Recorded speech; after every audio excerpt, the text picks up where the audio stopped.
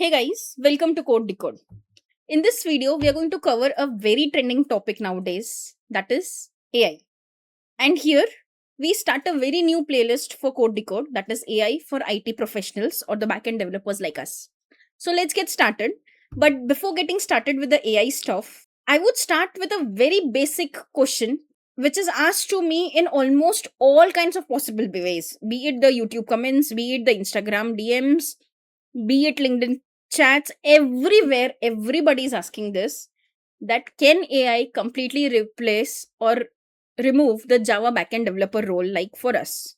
And every time I say one thing, no, AI is not here to completely replace the backend Java developers like us, but it will replace a certain type of developers who are not able to adapt to the upcoming trending changes with which AI and AI models bring. And I'll tell you what your job will look like after few years when AI will be in the complete flow for all of us. So if you remember, when there used to be an era of CDs, DVDs, floppy disk, and now how we quickly move towards even the more modernized world. This is also the same thing. We are modernizing our stuff from we coding, writing CRUD operations to giving this data and task to an AI rather than we doing it. So, first, let me tell you one uncomfortable truth.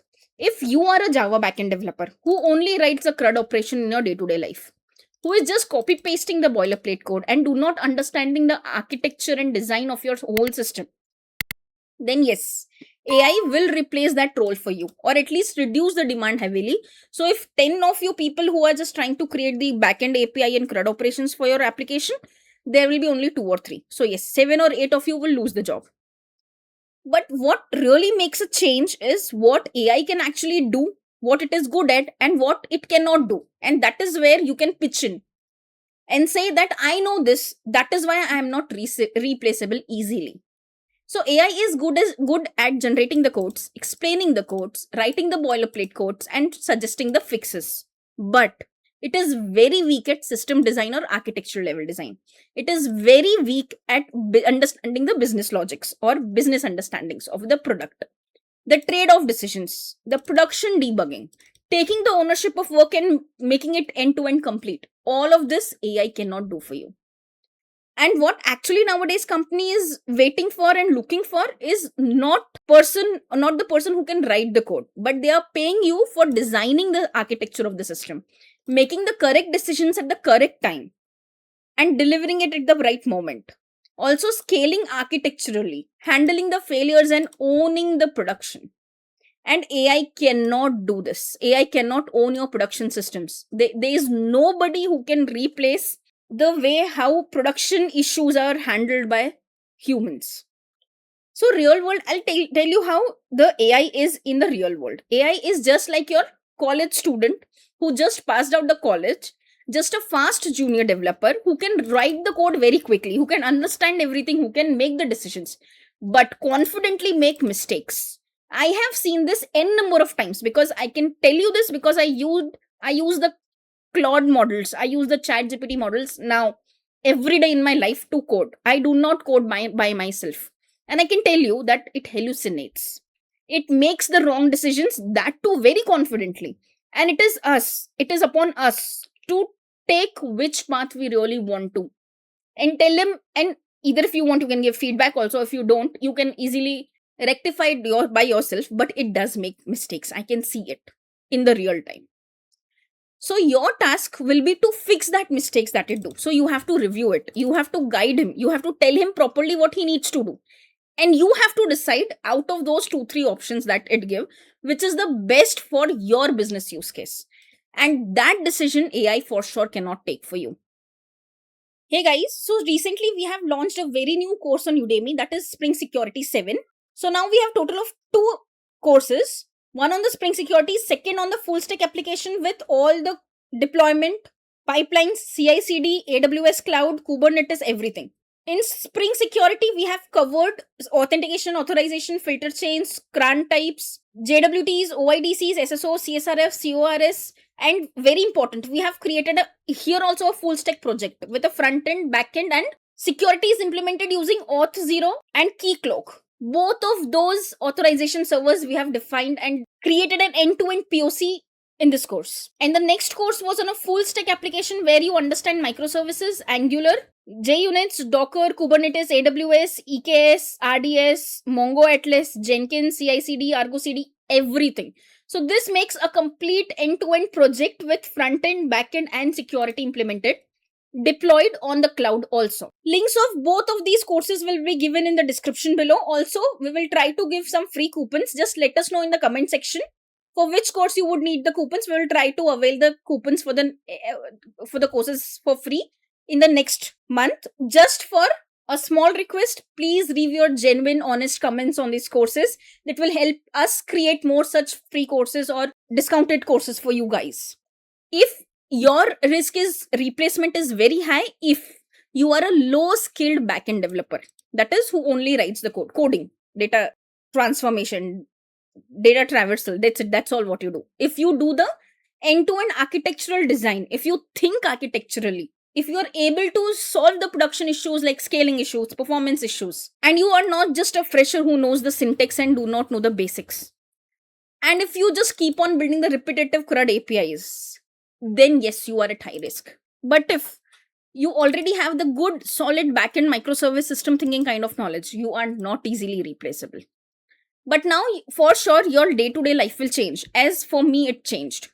If you remember, for the people who have been in IT for more than 6-7 years now, when I used to face some issue, I used to go to Stack Overflow, find out all those people who have faced the same issue, and find the solution from there. And used to write each line of code by my own. Now what I do? I just give a good prompt to the ChatGPT or the Claude, Sonnet or something, that I need this requirement to be developed and coded for.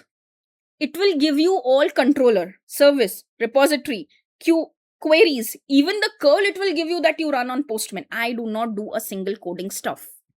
So before you used to write APIs manually, debug everything when you get something wrong, go to Stack Overflow, sees if other developers also face that issue and fixed it. Now what I do? Now with the use of AI, that 10 days of task is done in 1 hour. You generate the code, you analyze the log, you suggest the design changes that, okay, now you have coded, but suppose there's a concurrent multi-threaded environment. You have created an instance variable. That instance variable will be subject to race condition. And that AI cannot decide because you have not maybe given a good prompt or maybe it just missed it. So now it is a task of you to focus architecturally, do the validations and do the decision making and thinking, is this a right code? So just don't copy and paste. Go through the code because it is said, and this is a proven fact with AI more than a year in the market, that it writes code which is easily developed but hardly maintained. Because you write the code, you just copy paste. You never know what happens inside the code. When the production issue comes, you don't even know what code is written by you. Then how would you debug? Yes, obviously you can give that to ChatGPT or Claude again. But the business rules is what only you or the business people would know. And you cannot give the whole business logic or whole requirement to the AI to debug the issue at production. Many a times it is performance or infrastructure issue, which your AI model won't even know about. That's where your task comes into picture. So the future of we as a backend developer is going to be an AI augmented engineers. You should become someone who use AI daily, who builds AI powered systems and understand the limitations of AI and make yourself very strong on those areas. So that whenever there is a sword on your neck saying that no, why do we really need you? You would say that AI cannot do this for you, but I can. So brutal reality for you is AI won't replace you, but your own peers or developers who use AI in regular day will replace you because they are more productive.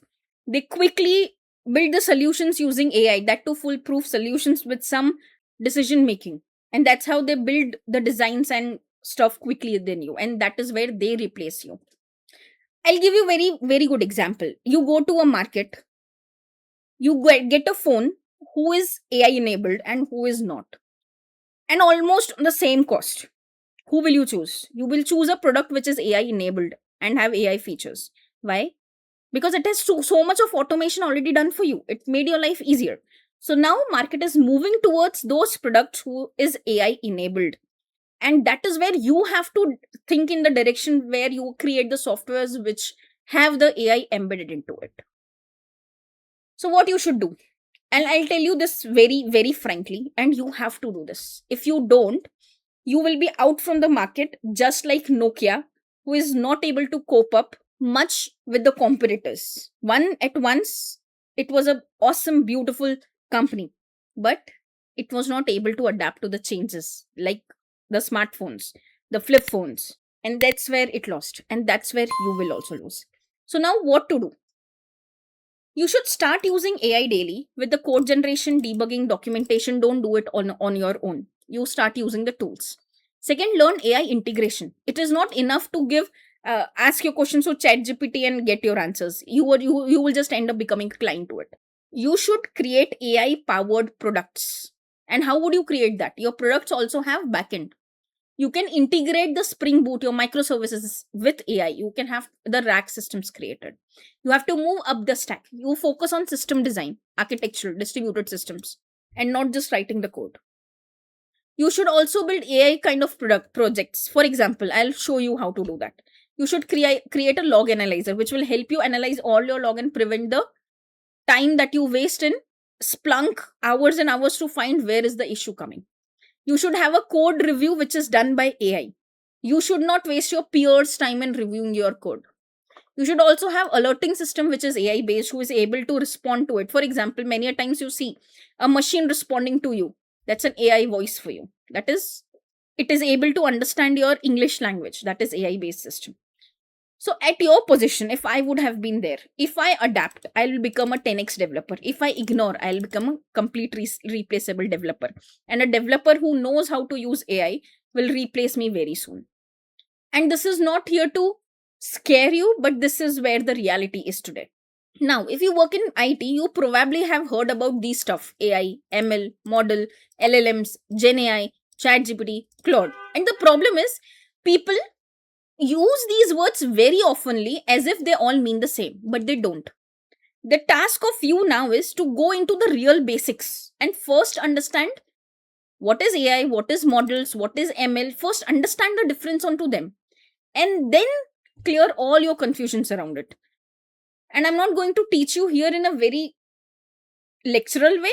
In upcoming videos, for sure, I'll cover it in the practical way, but only if you want this playlist to continue, where I'm going to teach you the usage of AI in your day-to-day life. How should you use it? How do I use it? Only and only then I'll continue the series. Otherwise, I'll move again to the interview traps if that is what you want. You have to direct me where I should move from here.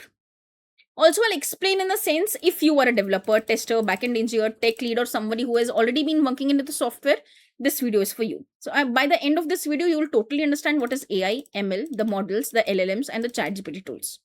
Now let's quickly start. Let's not waste the time. Let's have the basics at least done in this video, so that from the next video, I will focus more on the implementation part. The easiest way to understand all of this is through simple hierarchy. Think of it as a big, very big umbrella, okay? AI is the topmost layer. ML is the sub part of AI. Then comes LLM, then comes ChatGPT like applications. And this whole diagram, when it ends, will remove all your confusions. Now let's start with very highest level, and we will go even till the model level of ChatGPT kind of applications. So what is AI? AI is simply an artificial intelligence. It is the broadest field of making the computers do the task that you do. For example, initial days, there was a person sitting behind the phone and handling your customer problems. Now you would see that a lot of time you have machine operated or an automated voice handling all your queries and redirecting it to the direct right place. For example, press 1 for this, press 9 for this, and automated stuff. So computer is doing a task of redirecting you to the right person, rather than a person trying to understand your issue first and then redirecting you to the proper department. That is the AI. That is artificial intelligence. That is what a human can do is right now being done by an artificial system or a computer. For example, it understands that you want to go towards this department, then it redirects you to that department. So you say something, it understands your English language, it recognizes images, it answers your questions, it makes the recommendation that if this is the problem, you might go to this department, detecting the frauds or planned action. So basically, AI is just a big umbrella. It is a broadest category. If a computer system is doing something that feels intelligent, people calls it AI. But AI itself is a very broad term, and when it comes to LLMs, it is a very, very small part of it. So the second step inside AI is ML. Now, I'm not going to go much into depth of this ML because it is not needed for you, but all your models use machine learning at the end. Now, I'll tell you in very small way how we think. We think that if amount is greater than 50, reject the transaction. 50 lakhs, reject the transaction. If age is less than 18, block the sign up because he is just a child. This is a normal programming thinking that we do. But machine learning is very different. Rather than you telling and giving the rule, if age less than 18, that is a rule. Do not allow the sign up. But instead of that, you give lots of inputs and you give lots of correct outputs. And with those input and output, your machine learns. For example, let me give an example in real time. You tell them that, see, this is an email which is a spam because there might be some stuff to it. While you give the second email and say, this is not spam, you give another, this is a spam and this is not a spam. So what you have given a good amount of sample data, which a machine can take and learn, oh, when this comes into the subject line, that means it is a spam. When this does not have any problematic stuff, this is all okay, this is not a spam. So when it learns from a pattern of data, that is where you make your computers learn, and that is a shorter version, that ML is a way to make your computers learn from your previous data. If that is okay, now I'll quickly move to model. Now I'll tell you what model is. So let me open ChatGPT. Okay, let me open the Claude for you, not the ChatGPT, because I'm not able to show you the proper models here. Usually ChatGPT had these kinds of models where I can show you the ChatGPT has the models called as GPT 5.4, deep thinking, GPT 5.2, research oriented kind of models, but I cannot show you right now here. In the Claude, rather, I'm able to show you it's very clearly. Here, if you have an option to choose, the options here, these are the models. That is Opus, Sonnet, Haiku 4.5. These are the different models. This is a quick response. If you want quick response, go for Haiku. If you want most efficient for day-to-day work, go for Sonnet. If you want capable for ambitious work, this is Opus 4.2. This is the most upgraded version of Claude. So these are the models. Claude is not a model. Claude AI is just an application which uses these different kinds of model to handle your use cases. So now when it comes to model, if you use machine learning as a learning process, who do you make who do you make the stuff learn? The model is what you make them learn, and the result is the model is very qualified to return you some predictions. So you can think of model as you give data to model, you train the model, and then model is able to do the good predictions. So model is nothing but a trained system which can now takes input and produce the prediction. For example, now it detects that this particular email is a spam email or the fraud detected email. It can give you recommendations. Basically, a model takes input and gives you the response or output or the predictions on the learned patterns. So this model that you have is not a whole application. Whole application, that is Claude.ai, is the combination of front end, back end, databases. The button where you give a prompt and send it to back end to understand stuff. That is the whole product. Model is just one component inside the Claude. So now let me tell you a very good difference between product, which is Claude AI, and model, which is Sonnet or Opus. So when you open the Claude, are you using a model? Yes. But are you using only the model? No. Are you just using Sonnet? No. You are using the front end of Claude AI. You are using this bar where you add the input. You are seeing this output. Hello.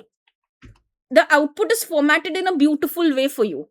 So this is also a part of the screen. So you are using the front end, you are using the back end, you are using the formatted way of the response. So you're using a product or an application which is built on top of these models. Who is responding you? Sonnet 4.6. So model just a part of the whole application. There is front end of cloud, there is a back end of cloud, there might be databases of cloud, and then there is a model who respond to your prompts. So one of the biggest source of confusion in AI discussion is, let's understand with a small theory analogy. You have a car. The car is the cloud application, but the engine of your car is the model. So the engine or the brain of the whole application, who thinks and responds you with, is the model, but formatting and showing it to as a response is the front end of that application. So car is not just all about engine, it also has brakes, steerings, dashboards, seats, everything. In the same way, Claude has the chat interface. This is the chatting interface, the front end. The conversation history, I can see all my history here. You can search the chat, you can have multiple chats here. The file upload area, the memory, the tools, the safety check, the login part, the logout part, the backend services, the response formatting, and your model selection is also a part of your application only. If I want to use Heku, I can say hello. That is a response of Heku. So choosing the model is also a part of this application. So underneath all those application functions, there comes a model who is actually generating the response for you. So when an engineer says which model you're using, that means it is talking about the engine. And that's a very different thing. Now, real model examples are when people talk about models, it is GPT-4, GPT-4o, the Claude Sonnet, the Gemini, the LLMA3, and so on. While the actual application is ChatGPT, while the model is GPT-4. Similarly, Claude is the complete product experience. This is your product experience. But what is the model? Sonnet 3.5 and so on. So in simple word, a product is the user interaction. This is what is a whole application of the product. And the model is the intelligent engine that you see here. This is the model. This is the engine behind it. Now you'll ask me why the Claude has so many kinds of different models. Why it has so many models? Why it cannot work with just Heku or Sonnet or make a engine or make a model which is capable of doing all of those? Why do have different kinds of stuff? Because some are made to respond faster, some are made for the research work, some are made for different business capabilities. So based on the business capabilities, they can be different. For example, one model is faster, another is free and cheaper, another is better at reasoning, another is better at coding. For example, I'll give you one very good example. ChatGPT is very good for general work, but if you want a high step coding, go for Claude. So when engineers says we switch to another model, that may be the because of multiple reasons. The cost.